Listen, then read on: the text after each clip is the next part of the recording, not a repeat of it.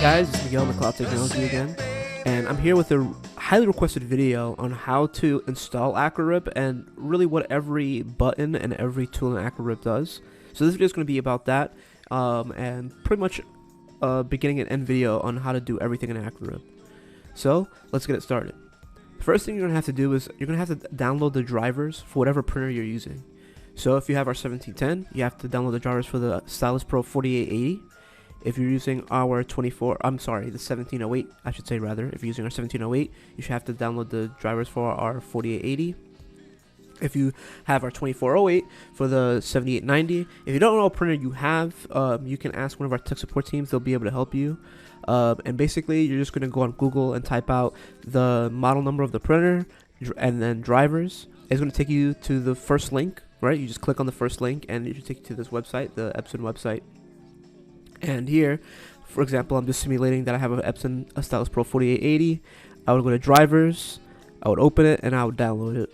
And once that's completed, that's going to let your printer know pretty much how your printer works in layman's terms. That's the best way to explain it.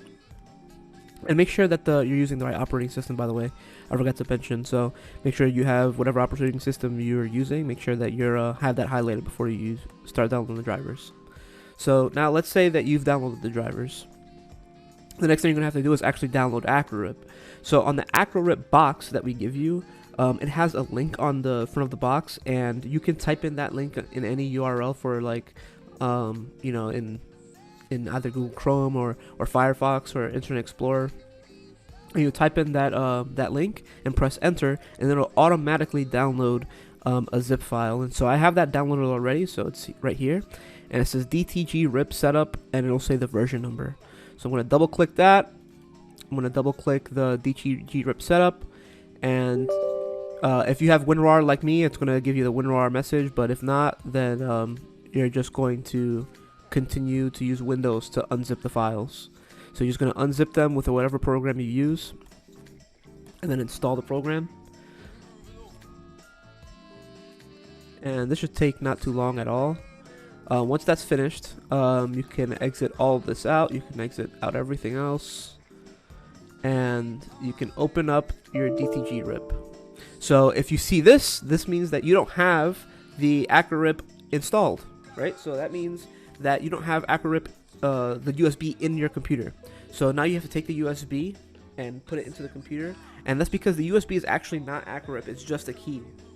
So we're going to put this in here.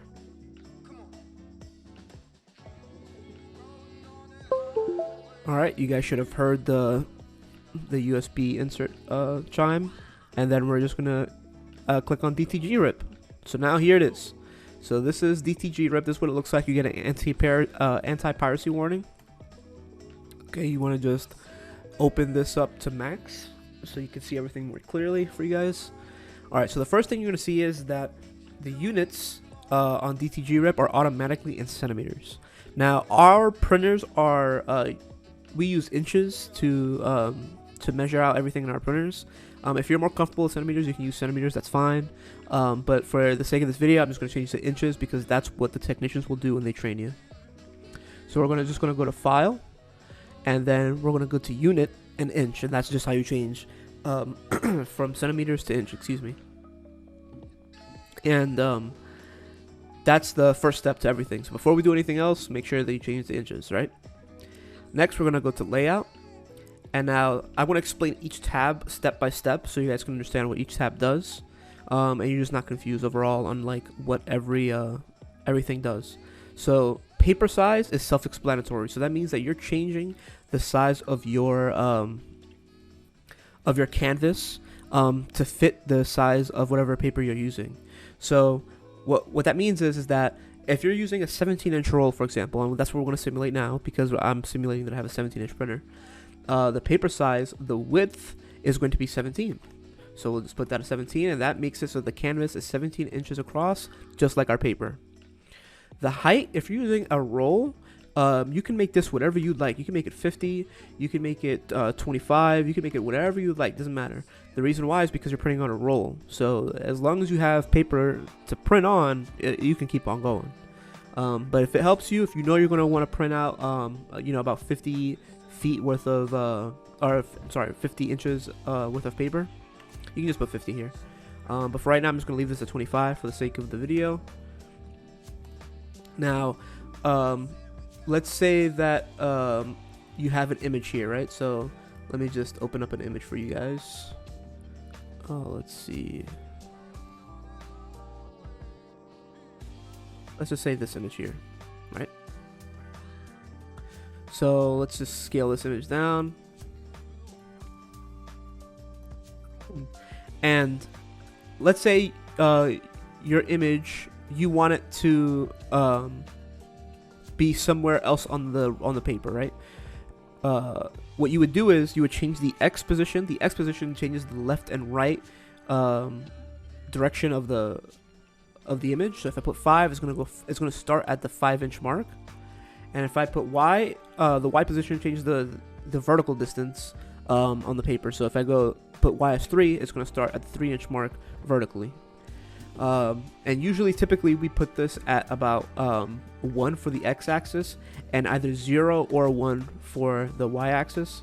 I'm more of a fan of putting it at 1 for the Y, but it's up to you. Like, however you decide to put this out.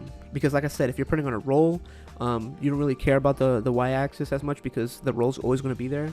But I'm assuming that if you also want to use sheets, that you're not going to have that luxury. So I'm just going to put 1 here for the sake of the video. Now the output size is where you can accurately size out your image, right? So the image is going to be sized out to however you'd like, right? So if I want the image to be 4 inches across in width, then it's going to be 4 inches across exactly in width. So you can count up here 1, 2, 3, 4, right? And that's basically going to be how you accurately size out your image. As you guys can see up here, it's 4 inches across. 1, 2, 3, 4. Well, this is 4 units. Anyways, the height, same thing. So if I change the so that's something I should also mention, is that if I change the width, the height will change by itself, and that's because the proportions are equal right now. So you see where it says equal proportion true. If I wanted it to be different, I could just press false, and I could scale this however I'd like. Like, I could scale it to be really skinny or really wide. But for right now, we're going to keep it at true because I don't want to mess up the dimensions of this image. Oh, another thing. So, if you guys haven't realized already, this is a JPEG image. So, the black background isn't punched out. To do that, you would have to make sure that you, if you're using Photoshop, to delete the background and make it transparent. Or if you don't have that luxury, if you don't have Photoshop readily available to you, you can go on a website called remove.bg. So that's a website that if you upload any JPEG image, it'll turn it into a PNG.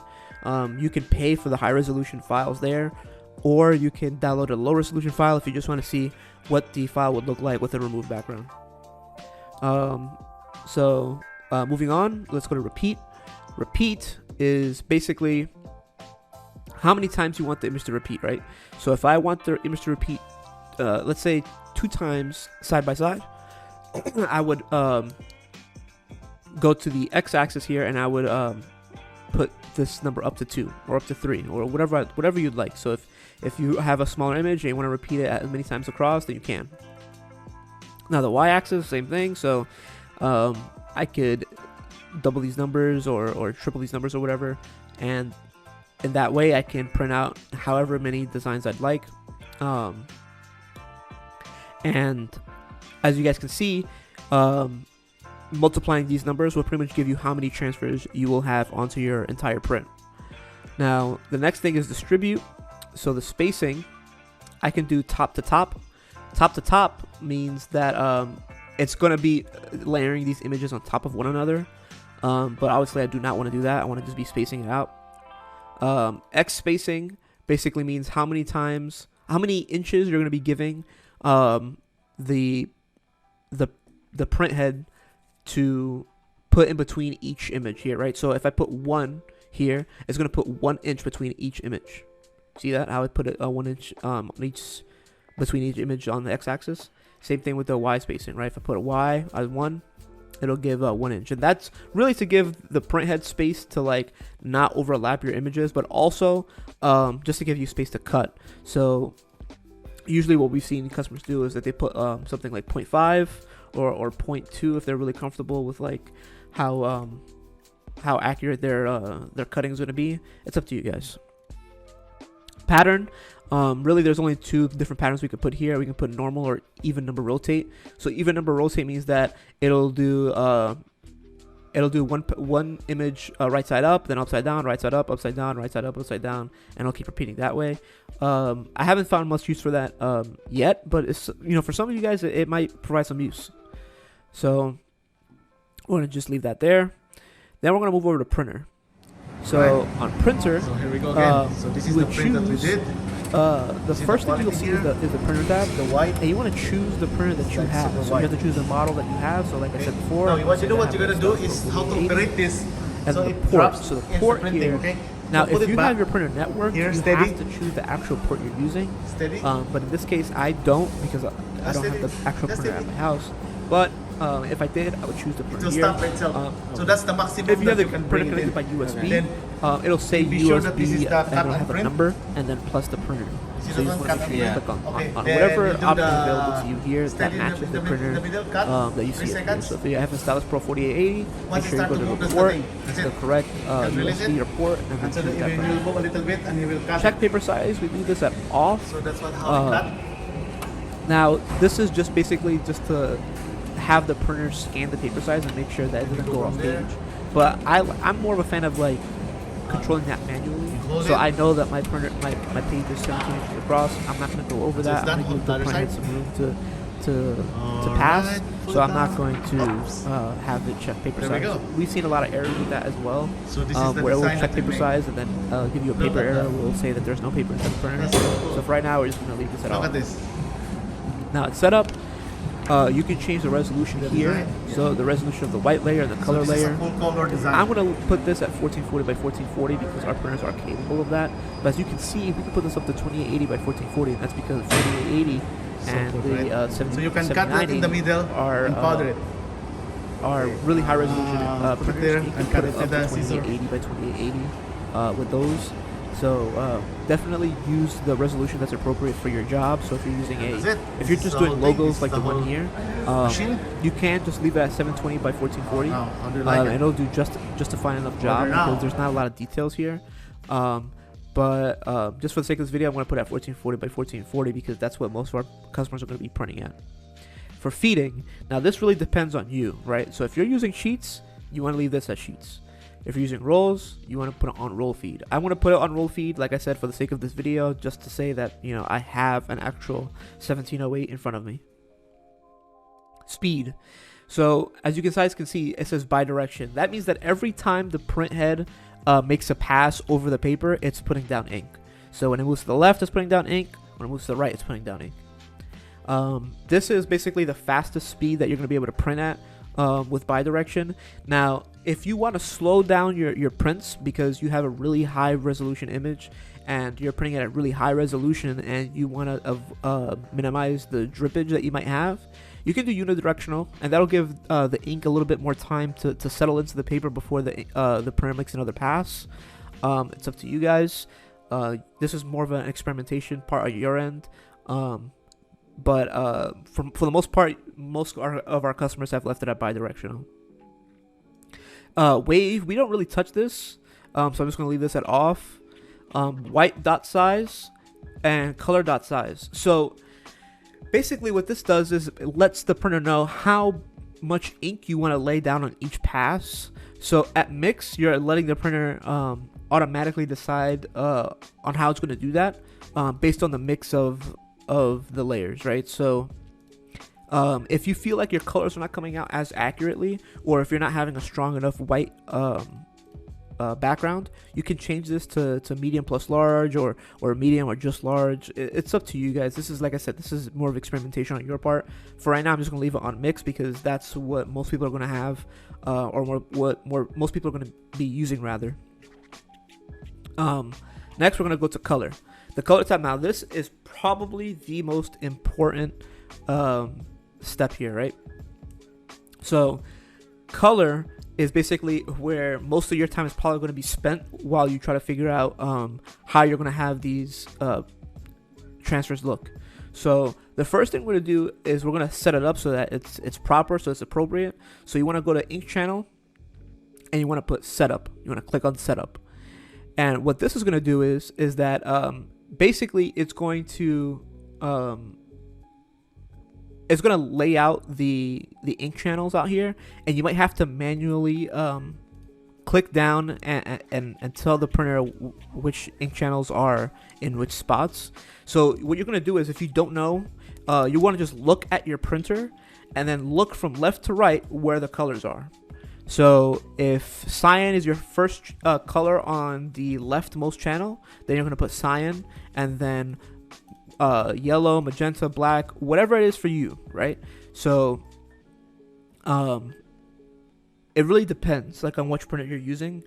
Each printer is going to be different, whether you have the L1800 or the Stylus Pro 7890 or the 4880. Really is going to depend. So I'm just going to leave this for right now because I'm not sure which printer you guys are going to be using.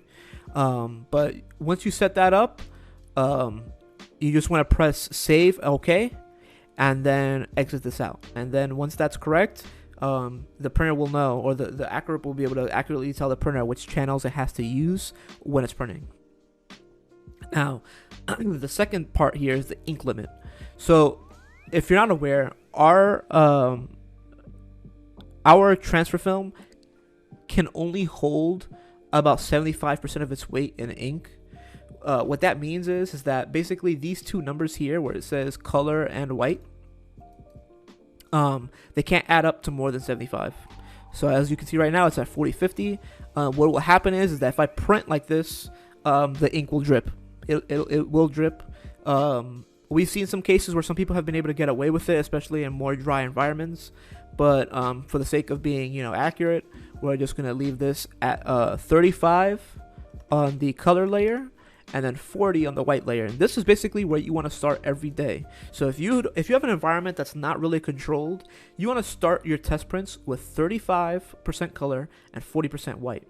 And that's because that's just the standard, right? The standard that we use at our office, the standard that most people use, or what we tell most of our customers to use, rather.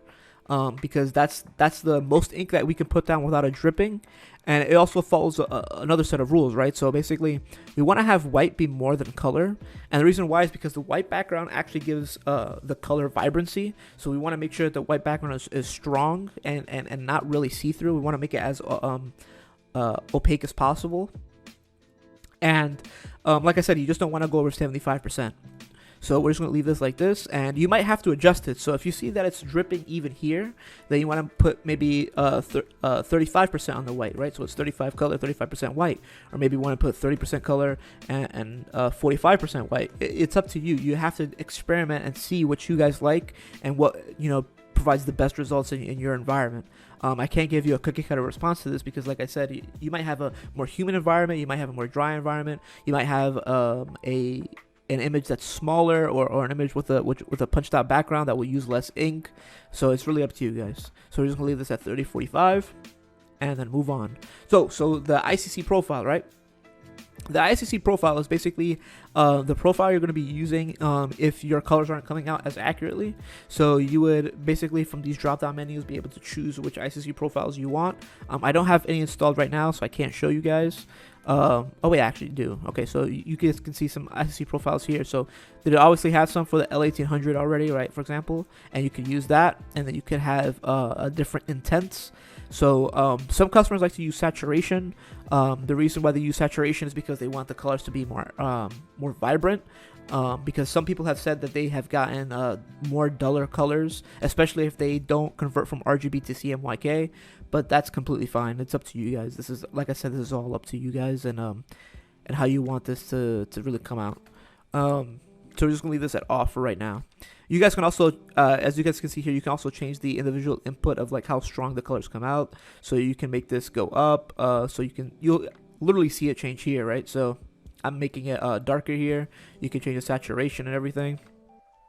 But it's up to you guys. So I'm just gonna put this at 0, 0, like it was before.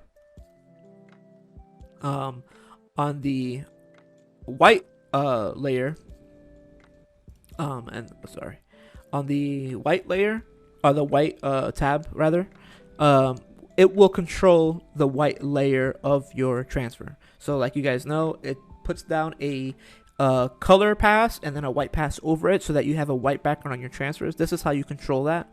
And this is also how you can see what it would look like once it's printed on the paper. So you'll see this white background here. And you can preview pretty much how it's going to end up. So the first thing we're going to do is we're going to look at white layer generation. Usually we just leave this at 100% white under any color pixel, but if you know you're going to be printing on a white shirt, you might want to just put gradient white under any color pixel. And that's because you'll just save yourself a lot of ink, because you're already putting it on the transfer on a white background, meaning that you're going to be putting it on a white shirt. So you're not going to have to use as much ink to give you that vibrancy, but that's all up to you. It'll also make the feel of the shirt a little bit better because you're using less ink. But like I said, it's really up to you. It's up to you. I'm just giving you the scenarios in which you would use it. White gradients, negative, positive, spot color. This is settings that we don't really mess with. We really just mess with the 100% white under any color pixel or gradient white. And for right now, I'm just gonna leave it at 100% white under any color pixel. We don't really mess with the white curves either, but if you guys would like to, that's all up to you. This is for the gradient white. And that's pretty much it for this section of the tab here. The decrease, so because you're putting a white background against the transfer, you might have a border around the transfer, and to remove that, we put 1 pixel on each side of this box here, and that'll crop down the white background just a little bit by 1 pixel on each side, so that you don't see it when you're printing on the transfer. If you're printing a low resolution image, which we already highly discourage you from doing, you would have to probably put this up to 2 or 3. I've seen people do it up to 5, but for the most part, people just put 1, and that is enough to chalk it down by so that it doesn't show up at all. So once you're done here, we've gone through every single tab, and you're pretty much ready to print, but you're still not done. So basically, Acrorip will not mirror the image for you. So if you have text that you would like to be shown, going from left to right appropriately, you have to make sure to press this button up here, if you guys can see my cursor, where it says mirror, and make sure that it's mirrored. Like I said, Acrorip will not do that for you automatically. It will print wrong side, the wrong side way if you don't press mirror. And you guys can also rotate the image up here as well, as you guys can see by pressing the rotate button. You can center it to page. These are all like layout options for you guys up here. Finally, we're gonna press the print button. So the print button is up here, or you can press Control P, or you can go up to File and press Print. It's up to you guys. But I like to press this little button up here. So once you press Print, you will see different settings depending on which version of Acrorip you're using. Or I know that my version is not going to say it because I don't have the printer plugged in, but it's going to say up here white plus color, and it should say there should be another tab here. It's going to say white plus color and print color first, right? You want to make sure you click both of those. If you do not click both of those, I promise you the print will come out incorrectly. So make sure that there's going to be 2 boxes here. Like I said, it's not showing up here because I don't have a printer plugged in, but you have to make sure that you click both of those boxes before you press print. And this page will basically show you all the changes that we've made. So the output position, the output size, the printer that we're using, the port, the ICC profile, and each ink limit, right? And then the resolution of the white layer and the color layer. And then finally, you would press print. Now, depending on how your print comes out, if it comes out dripping, or if it comes out with not enough color or not enough white, you'll have to go back to the color page and adjust as needed. But like I said, guys, that's pretty much it. That's everything. If you have any other questions, please leave a comment down below. Let me know. I read every single comment, guys. I actually do. This video is a result of some comments that people have left me, some calls that I've gotten from customers. So if you guys would like to know more, please let me know. you can go on our website, McLaudTechnology.com. You can go talk to one of our sales support teams or our customer support teams, and they'll be gladly help you out if you want to buy a printer, or if you have a printer you just want it to be maintenance or serviced, or if you have any questions. If you're not looking at this on our Facebook group, please join our Facebook group. We have a lot of people there willing to help you. We have about 2.8 thousand members, I believe. And if you'd like, you could also ask one of the customer support members to sign you up for our newsletter. So I send out emails every once in a while to let you guys know which trade shows we're going to, which sales we have available. So if you don't want to miss a sale for any of our consumables or anything like that, you can join that as well. And I hope you guys have a good rest of your day. This was a nice video to make. If you'd like to see more, please let me know. Yeah, like I said, guys, take it easy and hope you guys have a good day.